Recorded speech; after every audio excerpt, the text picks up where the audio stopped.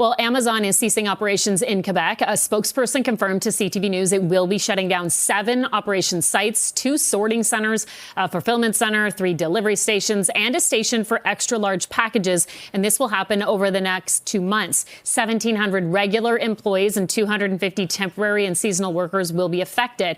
Amazon is denying speculation this decision is linked to the unionization of 200 workers at a warehouse in Laval. That happened last year.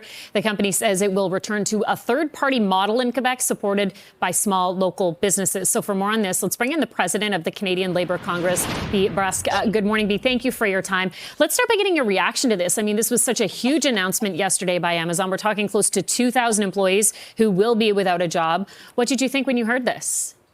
You know, this is nothing short of union busting. We know Amazon is an incredibly anti-union employer.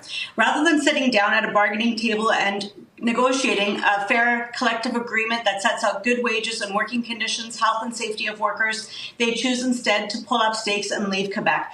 It's really, quite frankly, just corporate greed at its finest.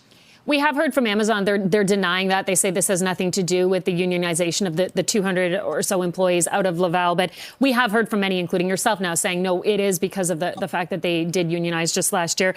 What role do you think this played? Do you think that's the main reason? 100% that's the main reason. This is a company, this is an employer that made $15.3 billion US in just one quarter alone, the last reporting quarter. It is the most integrated company on this planet, from the click of the mouse in your home to the delivery that shows up on your doorstep. There is no way that they would prefer to have a third-party vendor actually providing those packages to you if they could be doing it themselves. And there's no way that a third-party vendor is going to be cheaper for them. And so this is nothing short of just not wanting to make sure that their workers can be safe, that their workers can have respect and dignity, and that they can get regular and decent wage increases. We know there are Amazon employees really right across the country. What kind of message do you think this sends to those employees? I mean, I'm even thinking in the Greater Toronto area, the Brampton area, there are so many people who rely on that work right now. Listen, we speak with union leaders across the country every single day, and we know that there are many employees that are interested in unionizing. The reality is that it's very difficult for workers to unionize. We need better labor laws to make sure that all workers can have the rights and respect that come with having a union card in their back pocket. This is definitely a chilling effect, and that's what the intention is by this employer. Is there anything that can be done to support the employees out of Quebec now? Because this is a huge number. I mean, I know a lot of people weighing in on this saying it's a private company decision, but there are some 2,000 people who don't know where their next paycheck is coming from once Amazon officially closes, or at least that part of the warehouse plant.